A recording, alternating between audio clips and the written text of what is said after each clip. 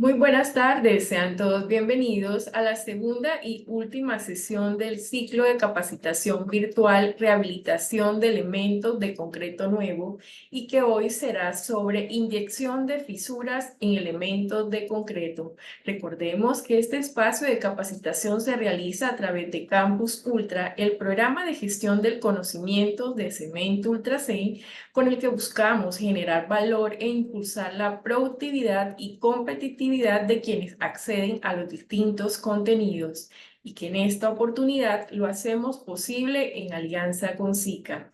Soy Adriana Ribaldo y en el día de hoy los estaré acompañando como su moderadora.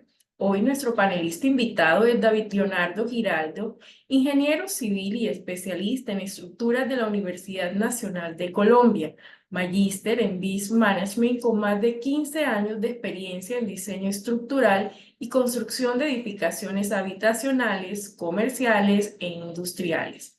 Desde el año 2011 se encuentra vinculado a SICA Colombia en el área técnica y comercial y actualmente se desempeña como gerente de mercado y producto de reparación y reforzamiento estructural, lo que le ha permitido participar en importantes proyectos de reparación, rehabilitación y reforzamiento en edificaciones, muelles y puentes.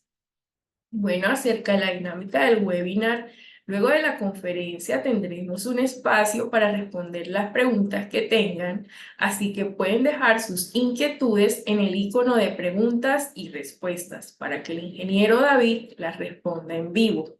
Al finalizar, les aparecerá una encuesta de 2 preguntas para que por favor las respondan.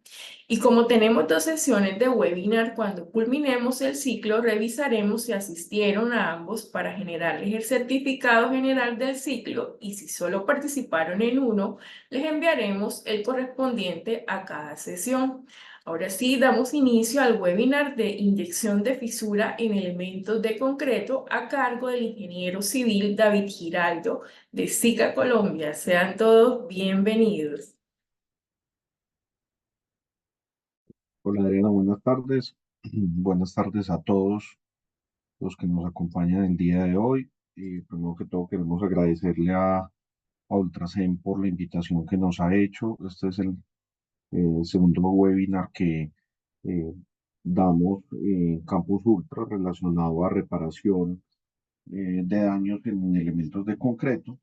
Y pues el día de hoy me corresponde presentarles la parte relacionada a manejo de fisuras en elementos de concreto y su reparación a través de métodos de inyección como tal. Entonces, bueno, vamos a entrar en materia.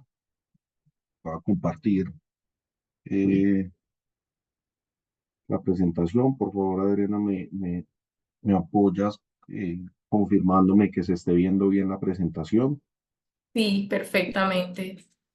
Ok, bueno, perfecto. Entonces, entrando en materia, pues básicamente, eh, un poco como para hacer la introducción del tema, en SICA, en el área pues que está a mi cargo, que como les comentaba Adriana, es el área de reforzamiento, reparación, rehabilitación, protección de estructuras de concreto reforzado.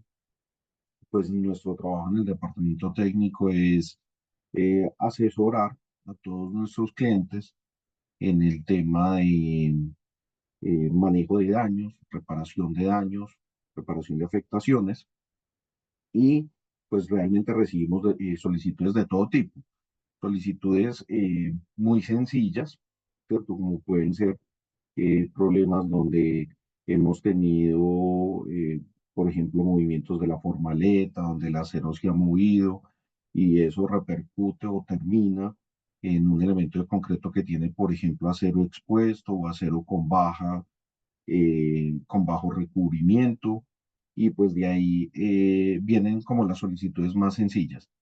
Ya hay casos, digamos, muy extremos, como los que vemos acá en esta fotografía, donde eh, pues se presentan como una especie, si esto se le podría llamar hormiguero, ¿cierto? Pero se presentan defectos en vaciados como estos que uno dice, ni siquiera uno logra entender cómo se logra el defecto, ¿cierto? O sea, de cómo se hizo el daño, Estos son casos muy extremos de construcción, de problemas en la construcción, de defectos en el vaciado, en la construcción de elementos de concreto.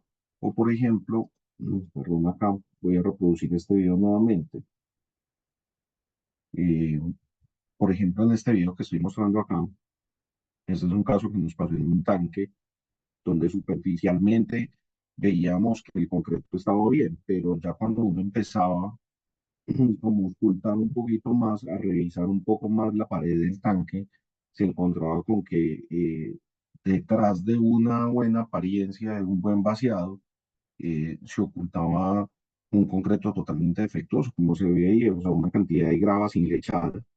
Entonces, y que esto ocurra en un tanque de almacenamiento de agua, pues es un problema que se considera como grave o extremo porque pues vamos a tener con toda seguridad un problema de infiltración en este tipo de elementos. Entonces,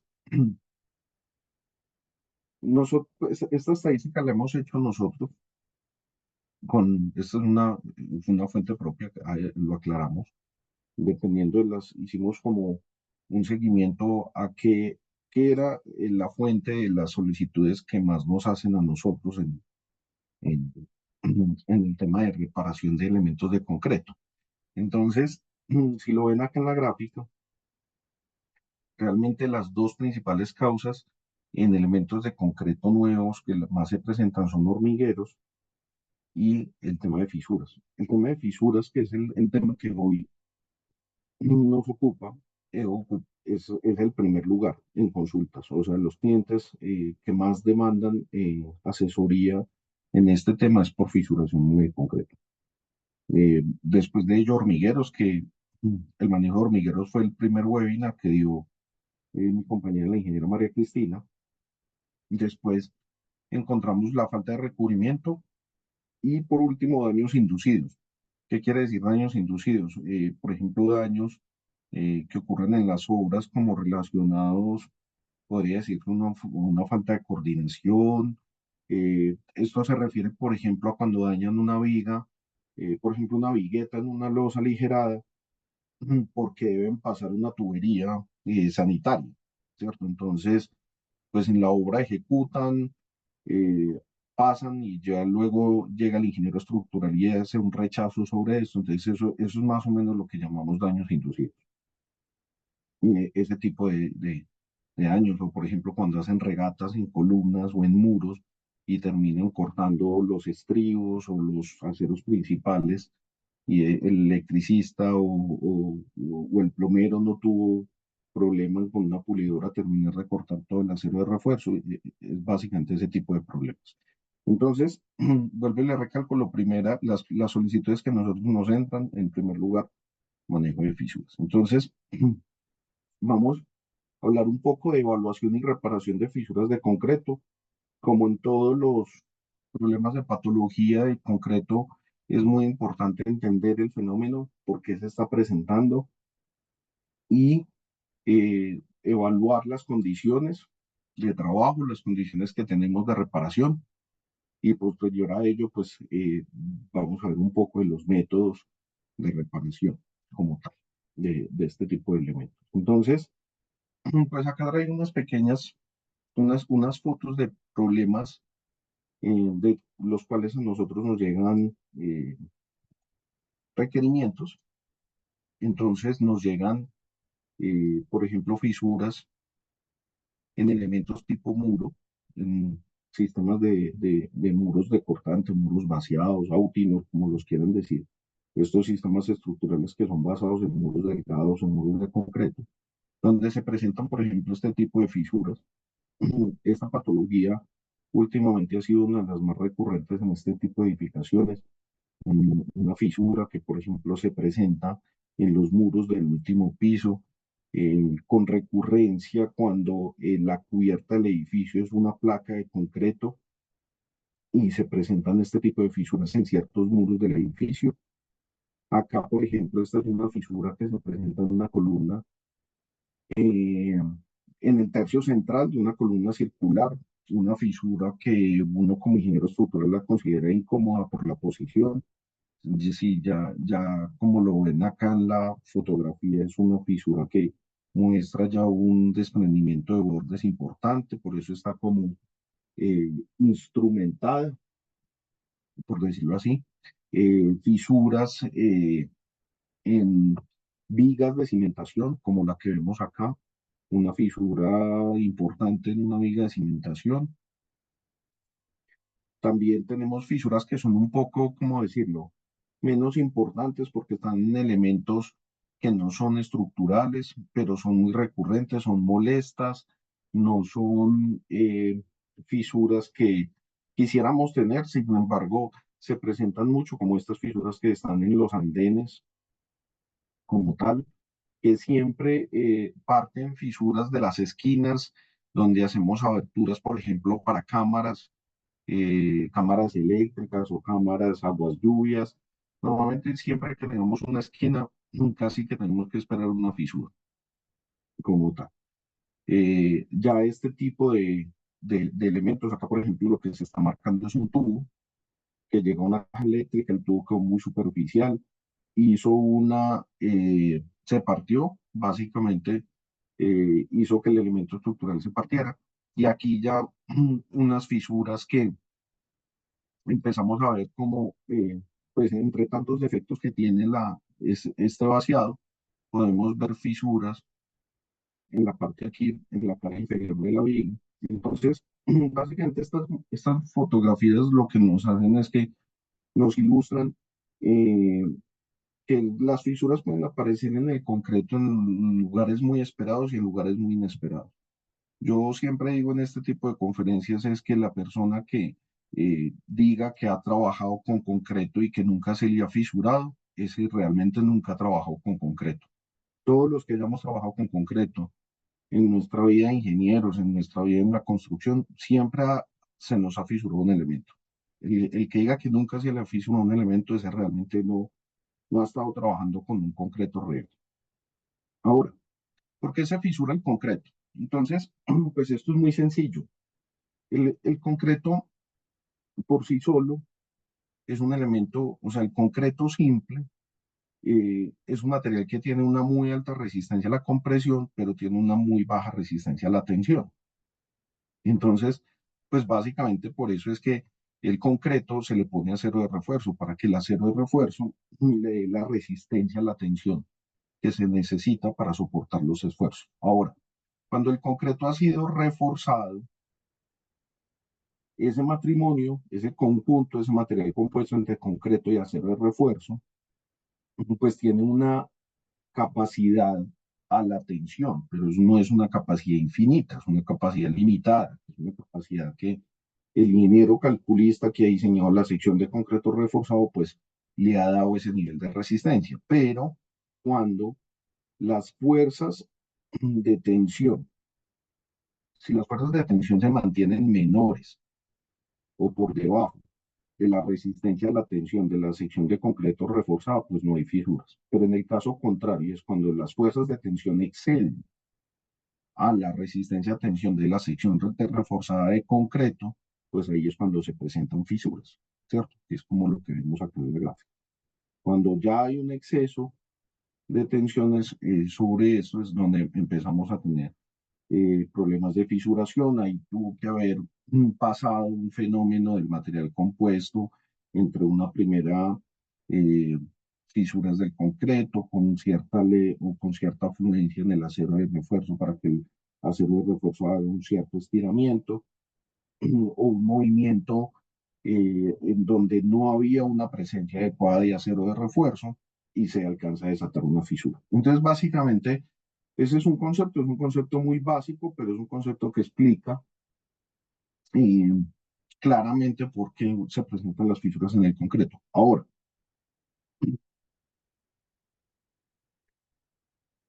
las fisuras se presentan por diferentes causas, ¿cierto? O sea, y los patrones de fisuración, los elementos de concreto muestran patrones de fisuración que nos pueden dar algún indicio o una idea de por qué se pueden estar presentando las fisuras.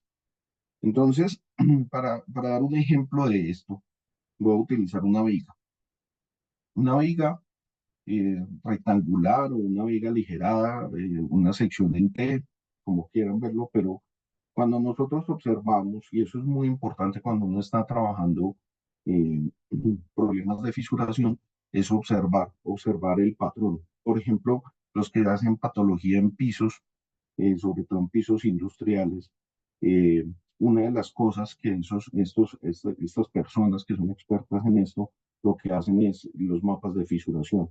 Y los mapas y leer el patrón de fisuras puede dar casi que una clara fuente que nos permite conocer bien cuál es el fenómeno por el cual se está fisurando un piso. Lo mismo es en elementos estructurales. Por ejemplo, acá en la viga vamos a describir un poco uno cómo puede empezar a entender un fenómeno. Entonces, por ejemplo, cuando nosotros tenemos este tipo de comportamiento, yo lo voy a describir. Unas fisuras son normalmente muy verticales y son unas fisuras que se presentan muy espaciadas una a la otra y normalmente podemos encontrar fisuras en los extremos y en el centro de la luz. Son unas fisuras que se desarrollan en toda la altura de la sección. Aquí estamos viendo una sección transversal acá, digamos como si sacáramos una tajada acá y vemos un patrón de fisuración así, como vemos este punteado, digamos, rojo. Cuando nosotros vemos este tipo de fisuración, nosotros podemos empezar a inferir que esta viga está afectada por una fuerza axial, por una fuerza de tensión excesiva. Cuando ya tenemos otro tipo de fisuración, por ejemplo, estas fisuras que son muy verticales, pero se desarrollan solo hasta la mitad de la altura de la viga y son fisuras que están con un espaciamiento muy uniforme, pero hay fisuras a todo lo largo de la viga, a diferencia de este que normalmente son tres o cuatro fisuras que se pueden presentar muy espaciadas. Estas ya son fisuras con menos espaciamiento, que cuando lo vemos en sección transversal son fisuras que eh, aproximadamente llegan hasta la mitad de la altura de la sección. Aquí podemos inferir que estamos teniendo un problema de resistencia por flexión, es decir, hay un momento flector, hay una flexión excesiva en esa viga que está haciendo que se esté fisurando como tal. Entonces, acá uno podría decir, bueno, posiblemente me faltó acero longitudinal en la cara inferior o le faltó altura a la viga. Bueno, hay formas, digamos, de uno empezar a ver de dónde nació el problema. Y cuando ya tenemos, por ejemplo, este patrón de fisuración, que se describe de la siguiente forma, unas fisuras que se empiezan a formar desde el apoyo de la viga, desde la cara de la viga, desde un extremo de la viga, que se forman aproximadamente a 45 grados, casi que en toda la altura de la sección, y a medida que yo voy avanzando en el eje longitudinal se van poniendo cada vez más verticales, pero son igual, tienen una separación, tienen un patrón continuo. Acá, con este tipo de fisuración, yo puedo empezar a inferir que hay un tema de eh, un cortante excesivo sobre la sección transversal. Entonces ahí uno podría decir, bueno, quizá faltaron flejes, por ejemplo, pero también el cortante lo puedo contrarrestar con mayor sección, ¿cierto? Pero este tipo de fisuraciones son patrones y como les decía, son importantes para los que hacen patología estructural porque son un muy buen indicativo de cuál puede ser la fuente del problema. Entonces, siempre uno de los nuevos consejos cuando estén manejando fisuras es miren los patrones. Miren desde dónde inicia la fisuración, dónde termina, si tiene un espaciamiento, eh, si se desarrolla hasta cierta altura de la sección, si me vuelve toda la sección, si es pasante o no. Ahora, otras causas de las fisuras que son, por ejemplo, eh, diferentes a cuando tenemos, por ejemplo, una sobrecarga, un sobreesfuerzo, sobre la sección, que era como las que estaba mostrando ahorita, también pueden ser fuente de una fisuración, eh, causas que encontramos relacionadas a la construcción. Entonces, por ejemplo, exceso de agua en la mezcla de concreto. Aquí hay un patrón que dice relación de aguasamiento mayor a 0,45. Incluso algunos autores hoy en día ya dicen que las relaciones de aguasamiento mayores a 0,40 son indeseables, ¿cierto? Entonces, pues, para todos los que han estudiado concreto, sabemos que en concreto con menor agua, a menor agua que tengas, mucho mejor las características de la mezcla de concreto. Otro es falta de curado. La falta de curado es decir, cuando permitimos que el agua, que el concreto pierda rápidamente el agua, podemos tener fisuras. Retiros de formaleta antes de tiempo, efectivamente, en elementos aéreos, principalmente cuando retiramos la formaleta y el concreto no alcanza una resistencia a la compresión la suficiente para autosoportarse, pues inmediatamente lo primero que vamos a tener es fisuras. Sección insuficiente, pues este puede ser un problema que puede venir desde el escritorio, es decir, desde el diseñador, o un error en obra donde hayan construido con las secciones diferentes a las indicadas. Entonces, pues básicamente ancho, altura menor a la necesaria, a la que era óptima para los esfuerzos o para la carga que va a tener el elemento estructural. Mala posición del acero de refuerzo. Esto ocurre mucho, por ejemplo, eh, yo veo mucho en las obras cuando están armando, por ejemplo, losas en steel deck o losas aligeradas, cuando son losas que tienen espesores muy bajos y uno ve que eh, ponen la malla electrosoldada y uno los ve vaciando y la malla electrosoldada está casi al fondo. Una malla electrosoldada al fondo, que es una malla que está especificada para control de retracción de temperatura, en el fondo o en la mitad, pues básicamente no está haciendo nada, es igual que no se pusiera, ¿cierto? Entonces, cuando dejamos desacomodar el acero de refuerzo, diferente a lo indicado que es en los planos por el ingeniero estructural, pues seguramente vamos a tener fisuras. O un aumento en las cargas de servicio. Esto ocurre si sobrecargamos básicamente un elemento y puede ocurrir en muchos casos cuando hay cambios de uso, por ejemplo, en una estructura, voy a decir cualquier cosa, un piso, una losa que estuviera, una estructura que estuviera diseñada para un entrepiso, para oficinas, y mañana lo van a ocupar con un gimnasio. Las cargas son muy diferentes, es un aumento en las cargas de servicio, y básicamente eso puede derivar como en primera medida en una fisuración. Ahora, vamos a hablar un poco de qué tipos de fisuras. Entonces, en fisuras, lo primero, una de las primeras denominaciones que podemos ver es si son superficiales o si son pasantes. ¿Cierto? Pues como se ve aquí en la gráfica, pues una fisura superficial es una fisura que su profundidad solamente se desarrolla de manera parcial en todo el espesor del elemento de concreto.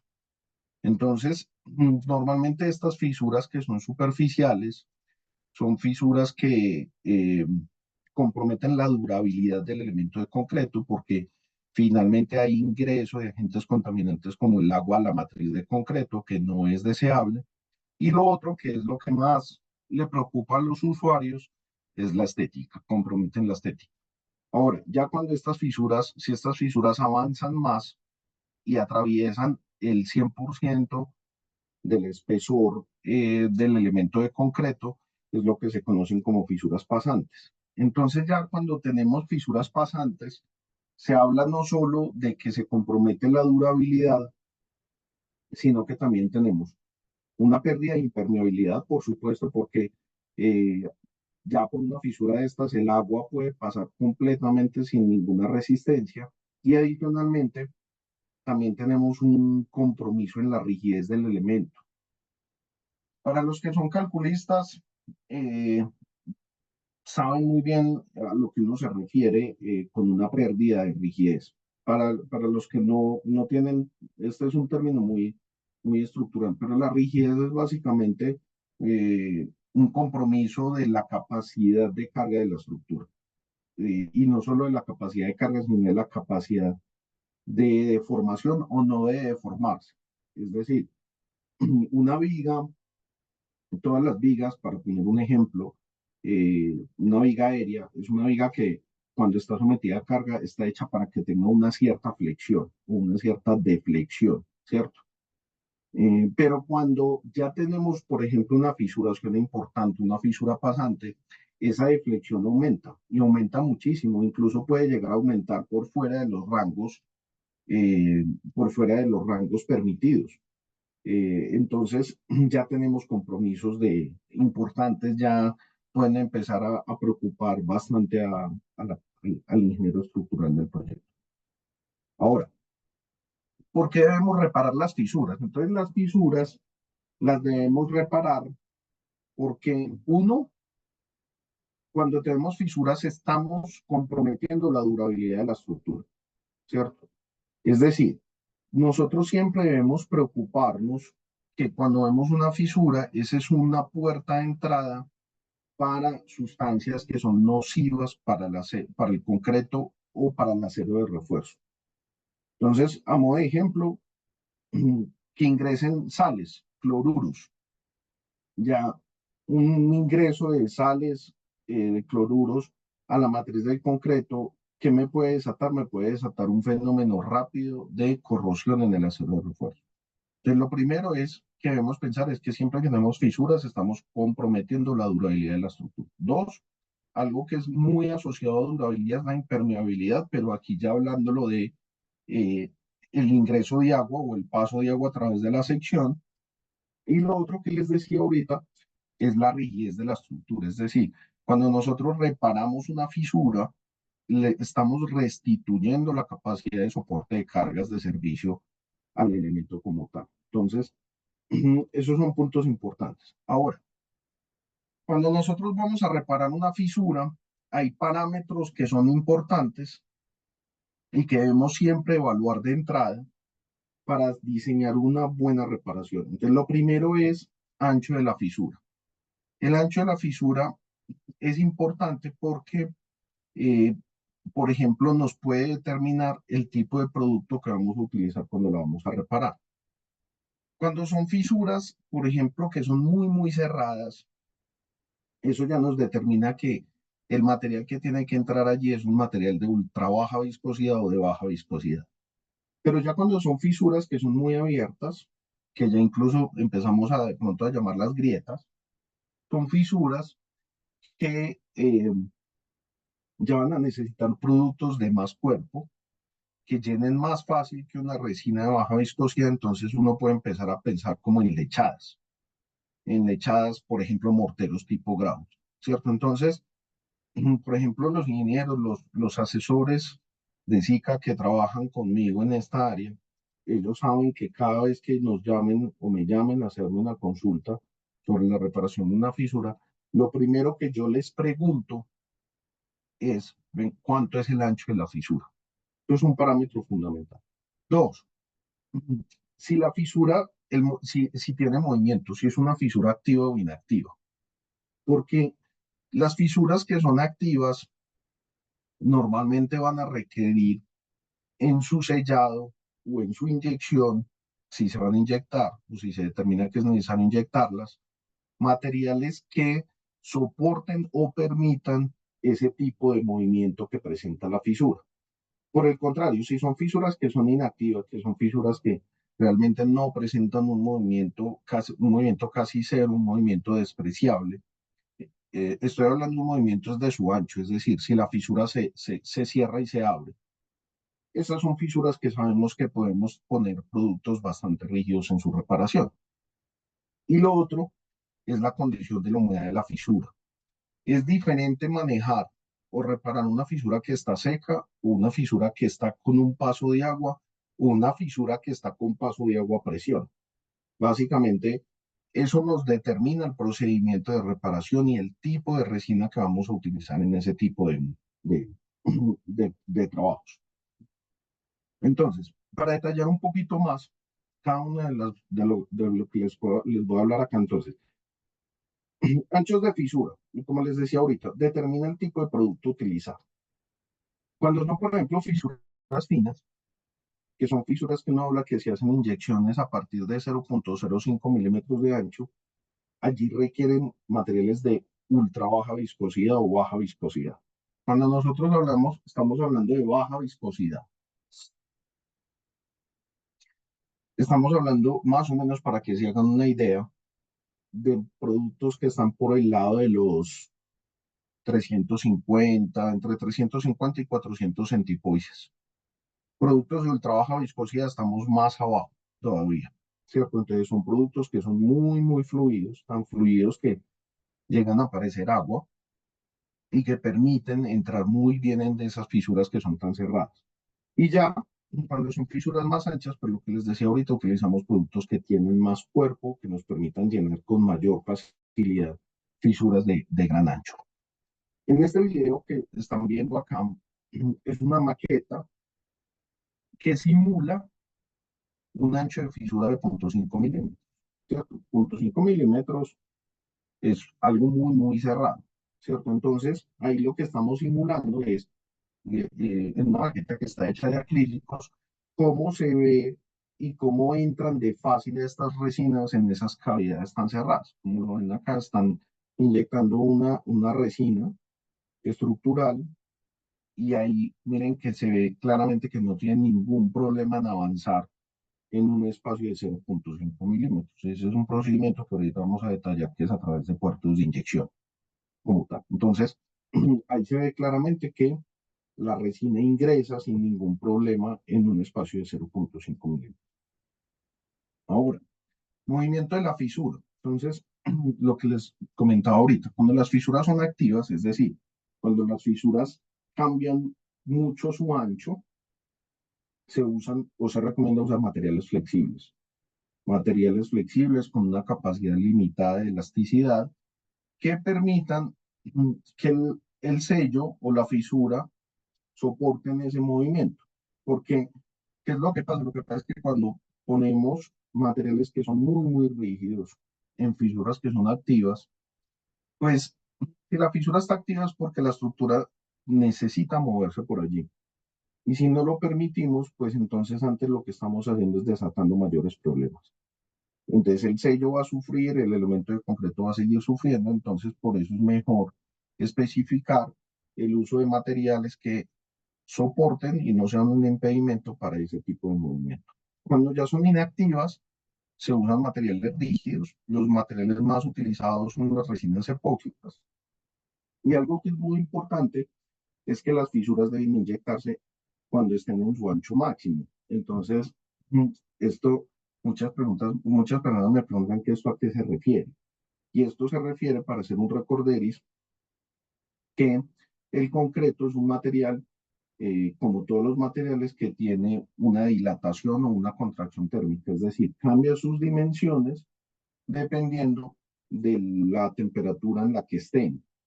A menores temperaturas, a las temperaturas más bajas, pues estos materiales, el concreto se encoge, ¿cierto?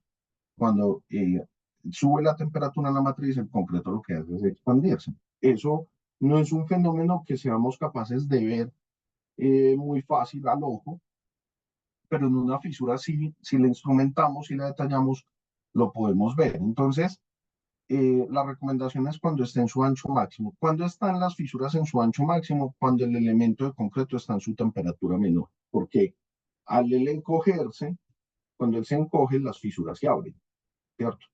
Entonces, y normalmente eso cuando ocurre cuando está la temperatura más baja en la estructura. Entonces, para los que son buenos reparadores de fisuras, son personajes que les gusta tomar la madrugada, tomar el amanecer en las obras, porque es el momento ideal para hacer una inyección, cuando están en su ancho máximo, y eso normalmente es en la madrugada, en horas muy temprano en la mañana. Ahora, condición de humedad. Entonces, si es una fisura seca, es una forma, determina un procedimiento de trabajo.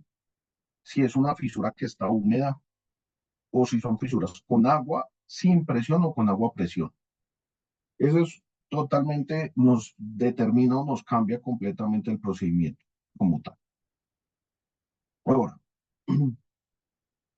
Voy a pasar rápido por acá, pero para nosotros es importante que ustedes sepan que todo lo que exponemos, no solo desde el punto de vista de procedimientos, sino de conceptos y también de diseño de materiales, pues eso está normatizado. Es decir, existen unas guías o existen unos estándares a nivel mundial para todo el tema de control y reparación de fisuras. Entonces, parte de ello, de las normas más importantes que hay para eso, son las que hace el Comité 224 del Instituto Americano de Concreto, ¿cierto? Entonces, por ejemplo, el ACI 224-1R es un documento que se titula Causas, Evaluación y Reparación de Fisuras de Concreto.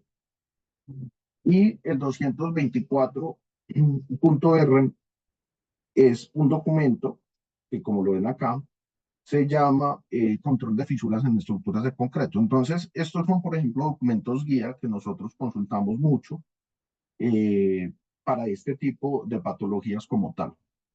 Hay algo que es muy importante y a mí, y esto siempre nos gusta mostrarlo, y es que la misma normativa permite tener ciertas fisuras hasta ciertos anchos dependiendo del elemento o dependiendo de la exposición del elemento de concreto que estemos manejando. Es decir, para los que han estudiado muy bien la teoría de diseño de elementos de concreto reforzado, saben que las fisuras o la aparición de fisuras hasta cierto punto está contenido en las ecuaciones de diseño de un elemento de concreto. Entonces, no quiere decir que un elemento de concreto que esté fisurado necesariamente sea un elemento defectuoso. No, porque eso está metido dentro de las metodologías de diseño de elementos de concreto. Y por eso es que la CI 224 muestra que hay unos anchos de fisuras razonables a los cuales podemos convivir con ellas, no hay que hacerles nada y no se consideran eh, un punto determinante en una patología importante en el concreto. Entonces, miren que acá, esta es la condición de exposición. Si ven, a medida que la condición de exposición es cada vez más agresiva o más fuerte, pues el ancho de fisura, lógicamente, es mucho menos el permitido. Entonces, si por ejemplo, la condición de exposición del elemento es aire seco, membrana protectora, ¿qué es membrana protectora? Un recubrimiento que sea impermeable, que realmente proteja el concreto de el ingreso de cualquier tipo de agresor. Entonces, pues allí me permiten fisuras hasta de punto 41. Cuando tengo humedad, aire húmedo, suelo, hablan de punto 30. Y por ejemplo, los que son más exigentes, por supuesto, que son las estructuras de retención de agua como tanques, allí lo que nos permiten es punto 10. Una fisura de punto 10 milímetros es prácticamente nada, ¿cierto? Es algo muy, muy, muy cerrado. Pero es importante que conozcan que en la normativa nos dan este tipo de guías. Ahora, en ausencia de un requerimiento específico como el de esta tabla, un ancho de fisura de punto 30 es un límite que es muy satisfactorio no solo para apariencia, sino para durabilidad de estructura como tal. ¿Ya? Ahora, también está la norma europea, que la norma europea de reparación de estructuras es la norma 1504 o 1504, que en su parte 5 nos habla de todo, por ejemplo, las características que deben cumplir los productos para inyección de fisuras, para inyección estructural. Entonces, eso es lo que les decía ahorita. Todos los productos que nosotros diseñamos, las metodologías, pues esto está normatizado. Entonces, básicamente nos dice una resina, por ejemplo, inyección estructural, cuánta adherencia por resistencia a la fricción debe tener, cuánto debe ser su resistencia al cizallamiento, su retracción volumétrica, exudación. Bueno, tenemos toda una cantidad de variables que se deben cumplir si queremos tener un producto de muy alta calidad, de muy alta especificación, porque obviamente se pueden encontrar en el mercado productos que dicen que son de inyección estructural, pero no cumplen con los parámetros que dictan las normas como tal. Pero estos son los parámetros para un buen producto de inyección. Ahora, vamos a ver la parte de reparación. de fisuras. Entonces, el método de reparación de fisuras en elementos de concreto, eh, existen dos tipos de métodos. Uno que es sellado, que básicamente es simplemente aplicar materiales superficiales con el con el único objeto o con el único objetivo de evitar el ingreso de agresores a la matriz de concreto. Pero el otro método, que es el que vamos a detallar hoy, es el método que se llama inyección, que básicamente inyectar es que, perdón, rellenar las fisuras o las grietas con resinas poliméricas o materiales base mineral, que normalmente son morteros o lechadas base de cemento. Y básicamente este material el proceso de inyección se hace o es recomendado cuando necesitamos restablecer la capacidad estructural o una impermeabilidad completa del concreto. Entonces, vuelvo y repito un poco, sellado, simplemente un material que está colocado de forma superficial y tiene el único objetivo de que no entren eh, elementos nocivos a la matriz del concreto. Inyección es rellenar ese volumen completamente con un material apto para el objetivo que estamos buscando. Entonces, como vamos a hablar de inyecciones, en inyecciones podemos hablar de que existen cuatro métodos. Un método que se llama boquillas superficiales, otro método que se llama por gravedad, otro método que se llama boquillas ancladas y otro método que se llama inyecciones tipo cortina. Entonces, como lo ven acá en la diapositiva, los dos primeros métodos son los métodos más utilizados para hacer reparación estructural. Los segundos, los otros dos métodos son los métodos que utilizamos o son los más aplicados para hacer impermeabilización, solo impermeabilización. Porque, por supuesto, si yo estoy haciendo reparación estructural y estoy rellenando el 100% de la fisura o de la grieta, pues por supuesto que estoy de una vez impermeabilizando, pero estoy no solo impermeabilizando, sino que le estoy devolviendo la rigidez a ese elemento, restituyéndole su capacidad estructural, su capacidad de carga. Mientras que cuando son inyecciones de impermeabilización, pues efectivamente llenamos el volumen, o sea, el 100% del espacio que hay o que ha formado la grieta o la fisura, pero el material que utilizamos allí es un material que simplemente cumple funciones de impermeabilización, pero no cumple funciones de restitución de carga. Esa es la diferencia entre los métodos. Entonces, pues hoy vamos a hablar, lo que nos ocupa es esto, porque esto puede dar para también cualquier otra cantidad de conferencias, pero vamos a detallar estos dos, boquillas superficiales y gravedad. Entonces, inyección con boquillas superficiales. Entonces, en la inyección de boquillas superficiales, ¿qué consideraciones debemos tener? Uno, son boquillas que deben estar inactivas o estabilizadas. Normalmente se habla que estos procedimientos son aplicables entre anchos de 0.05 milímetros hasta 6 milímetros de ancho. Se utilizan resinas de baja viscosidad y debemos tener presión en la inyección. O sea, se requiere un equipo, una herramienta. Las más comunes son las resinas epóxicas, que son productos bicomponentes, y se le dice inyección con boquillas superficiales porque el producto se introduce a través de unos puertos de inyección o boquilla. Entonces, por ejemplo, en SICA tenemos este producto que es el Sicador 35 High Model LB, eso quiere decir alto módulo de elasticidad, LB quiere decir baja viscosidad, es una resina epóxica bicomponente, su viscosidad está alrededor de los 375 centipoises, tiene una resistencia a la compresión que ronda alrededor de los 90 megapascales, un módulo de elasticidad de 22.000 y tiene una resistencia a la adherencia y la tensión de alrededor de unos 20 megapascales. ¿Y qué será esto? Dicen temperatura de deflexión térmica. La temperatura de deflexión térmica es un parámetro que se utiliza en productos epóxicos y los productos epóxicos básicamente es el punto de la temperatura donde el material empieza a perder sus propiedades. Ese es un talón de Aquiles para ciertas condiciones de aplicación de los epóxicos, de la tecnología epóxica, es las altas temperaturas. Los epóxicos no son buenos, a no ser que sean epóxicos modificados, pero los epóxicos puros no son buenos a alta temperatura. Entonces, por ejemplo, esta resina A los 50, cuando la resina llega a los 51 grados centígrados, empieza a perder sus propiedades hasta dañarse como tal. Entonces, para este tipo de inyecciones, existen dos tipos de equipos.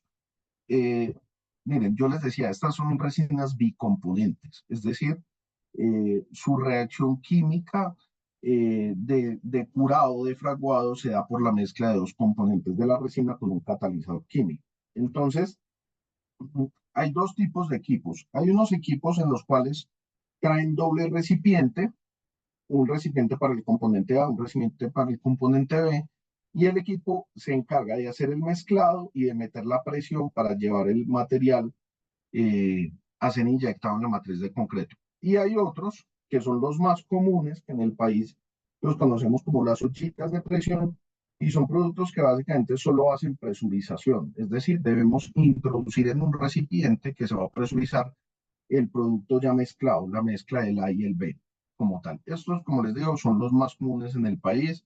Este es un equipo, son equipos también que existen, pero los equipos modernos son equipos que son costosos. En cambio, estos son equipos que son mucho más asequibles como tal. Entonces, básicamente, estos son procedimientos que son realmente sencillos.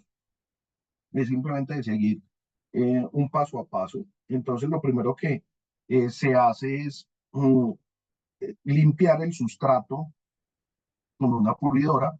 Hay que descontaminar muy bien el sustrato eh, a lo largo de toda la fisura.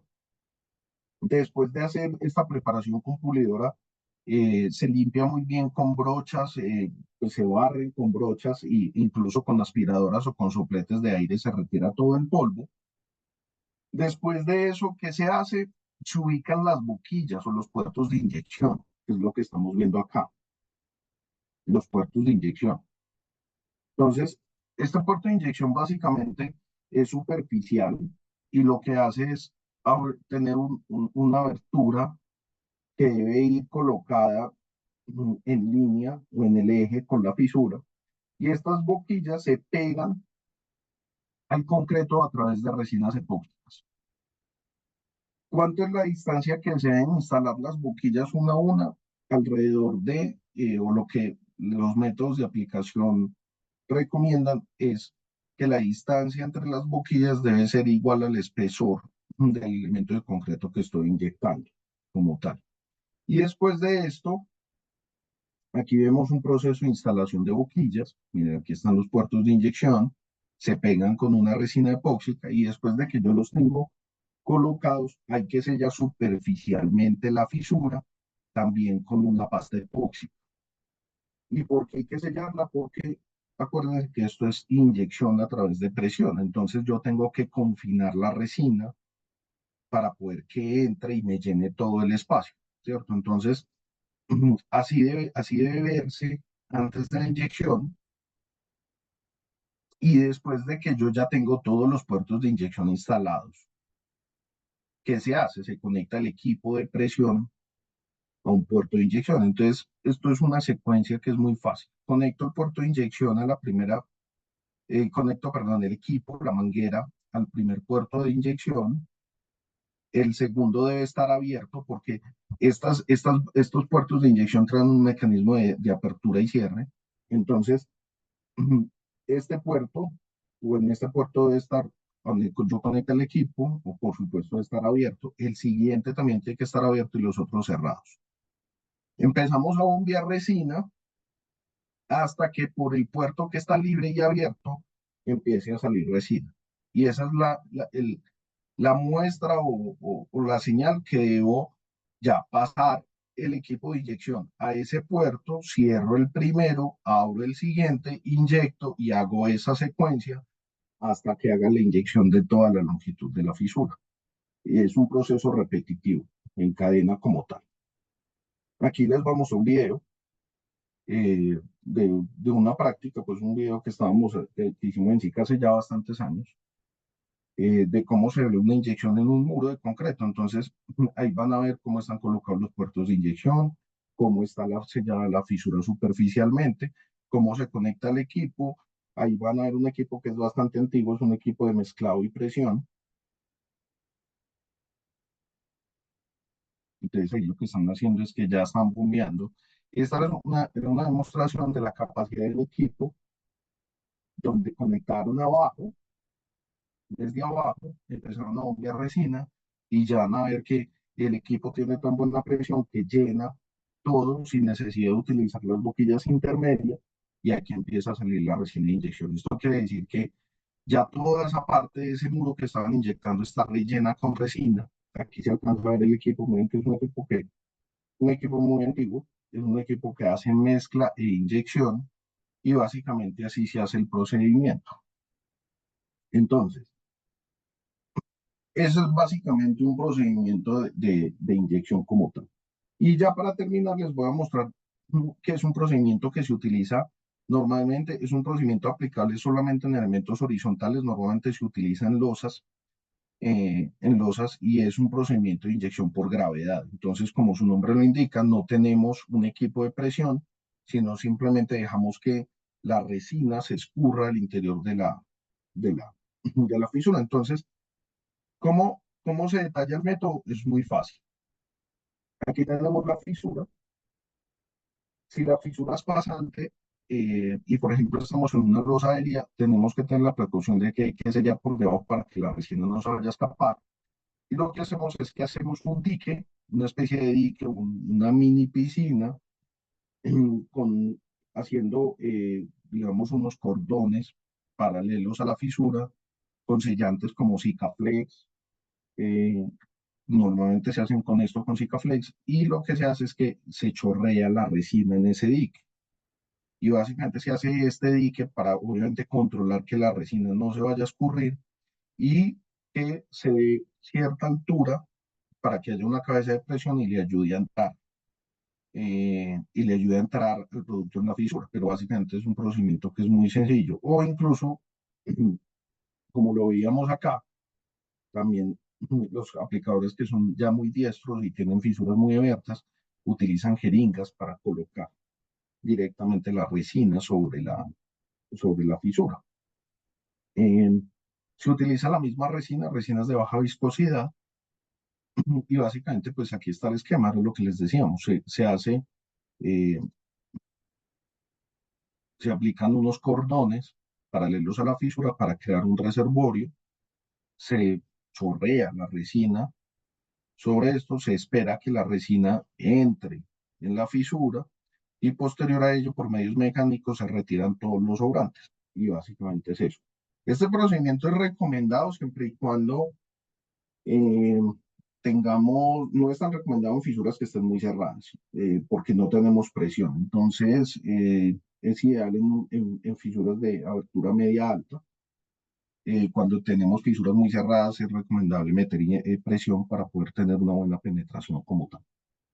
Y ya para terminar, eh, siempre nos gusta mostrar esto. Este es un documento que salió en el año, publicado en octubre del 2010 en el boletín de la Sociedad Norteamericana de Contratistas del Concreto y básicamente aquí, donde está esto, que está en inglés, en español, ¿qué es lo que dice? Dice, algunos profesionales del concreto creen que las estructuras de concreto reforzado no deben fisurarse. Con esa creencia, cuando el concreto se fisura, ellos afirman que el contratista del concreto causó el daño y debe pagar las reparaciones. Sin embargo, las fisuras en el concreto reforzado no son un defecto y son específicamente incluidas como parte del diseño. Entonces, a mí me gusta esta frase mucho. Hay que tomarla obviamente con el criterio adecuado, porque no quiere decir que todas las fisuras, que cualquier proceso de fisuración o cualquier fisura en el concreto no va a tener ningún problema, ¿no? Ese no es el mensaje, pero sí hay que ser conscientes de que las fisuras nos van a aparecer en los elementos de concreto y que no necesariamente son malas. Son una patología o una variable asociada al comportamiento del concreto como tal. Entonces, digamos que las fisuras las tenemos muy satanizadas y normalmente los que más castigan con esto, obviamente son las áreas de interventoría y supervisión, donde muchas veces se juzgan de manera prematura fisuraciones o microfisuraciones que se pueden presentar y no son ningún defecto, pero llegan hasta el punto de hacer requerimientos de demolición en elementos. Entonces, pues bueno, esto era lo que teníamos. Cumplimos exactamente el horario, 13:57. Les agradecimos mucho. Creo que queda una parte ahí, tenemos de pronto seguramente algunas preguntas.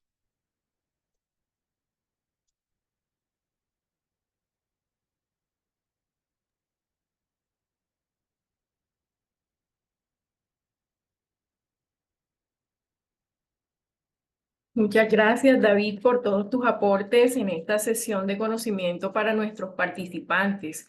Vamos a pasar ahora a la sesión de preguntas y respuestas. En el chat tenemos ya una pregunta. Vamos a ver.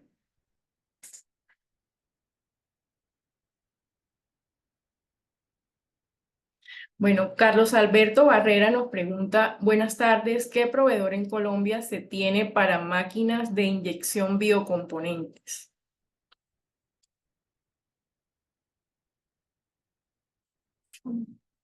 Tenía mi micrófono cerrado. Eh, a ver, voy a ser claro, no es que nosotros tengamos, voy a hablar de las marcas que conozco, de la marca que conozco que pueden referirse a esto, pero no es un tema, es solamente responder el requerimiento de la persona que nos dice, no tenemos ni negocios, ni nada, ni comisiones, ni nada asociado en sí a esto, pero por ejemplo equipos de ese tipo los tiene la marca Grappa. Ok. Mariana Martínez nos pregunta, ¿qué método es mejor para la reparación de fisuras, si el de inyección o por gravedad? Idealmente, siempre que se pueda hacer por inyección va a ser mejor. Siempre debemos prevalecer que si podemos inyectar, inyección. Sí, definitivamente. Ahora, el tema de gravedad está limitado, solo a elementos horizontales. Entonces, por ejemplo, si tenemos un muro, pues por supuesto que no hay método por gravedad, pero en elementos que sean horizontales, cada vez que podamos hacer inyección sería lo deseable. Cuando no sea factible, porque no tenemos a la mano un equipo de inyección, bueno, por cualquier otra variable, pues se puede utilizar gravedad, pero idealmente inyección. Para estructuras con movimiento constantes y expuestos a humedad, ¿qué resina es recomendable utilizar? Nos pregunta Jesús Medina. Lo que pasa es que cuando, por ejemplo, cuando estamos hablando de humedades constantes, ya, por ejemplo, es el campo de resinas de impermeabilización y allí hay diferentes tecnologías. Hay resinas base acrílica, hay resinas base poliuretano. Esas son básicamente las tecnologías más usadas. Las resinas base poliuretano son inyecciones que se utilizan mucho cuando tenemos agua a presión, porque el poliuretano esos poliuretanos tienen la virtud de que cuando entran en contacto con el agua se expanden inmediatamente. Entonces, eh, no permiten que el agua saque el material de inyección. Aquí tenemos otra pregunta de Sebastián Pájaro. En caso que las fisuras estén en una zona donde la pendiente es pronunciada, ¿qué tan efectiva es el llenado de la fisura? No tienes problema y por eso es que, por ejemplo, uno puede inyectar muros, los elementos verticales. El secreto es que siempre que tengamos una pendiente pronunciada, un elemento vertical, tenemos que empezar a inyectar de la parte más baja hacia la parte más alta. Tenemos una más. Buenas tardes. ¿Qué tanto recomienda abrir una grieta con pulidora y profundizarla de manera perpendicular y realizar reparación con mortero impermeabilitado? Eh, Abrir las fisuras a veces es necesario, es decir, se biselan las fisuras eh, para permitirme de una mejor forma la entrada de las resinas de inyección, pero las fisuras no se deben reparar con morteros de reparación. La- Cuando hablamos de morteros de reparación, normalmente esos morteros son morteros que son tixotrópicos, no son para nada fluidos, por lo tanto, lo que tú vas a lograr ahí es un resane superficial, no es un material de inyección, básicamente. Y ya cuando yo hablaba de materiales base mineral, para hacer inyecciones en grietas, ya estamos hablando, espero, de morteros tipo Grouting, o sea, morteros muy, muy, muy fluidos, que son diferentes a los que se catalogan como morteros de reparación. Entonces, muchas gracias, David, y muchas gracias a todos los participantes. Les recordamos que para conocer acerca de nuestras capacitaciones pueden visitar la página web Campus Ultra o seguirnos en las redes sociales de Cemento Ultracen. Si desean proponer temas para Campus Ultra, pueden inscribirnos al correo campusultra@ultracen.co. Nos vemos pronto.